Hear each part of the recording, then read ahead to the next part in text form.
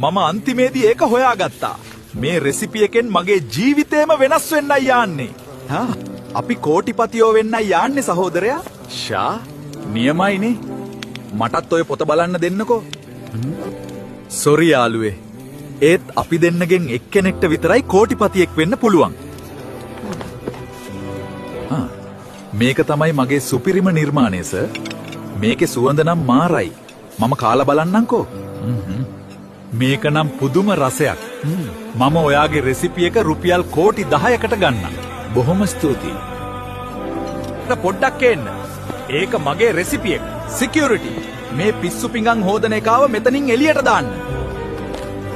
ඔයා කොහොමද මට මෙහෙම කළේ? බිස්නස් කියන්නේ බිස්නස් ලූසර්. ආයේ කවදාවත් අපි හම්බ වෙන එකක් නෑ.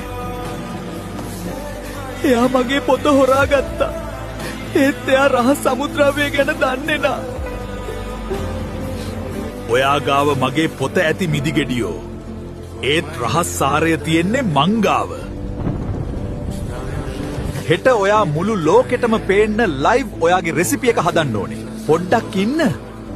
කැමරා ඉස්සරහා ලයිව්.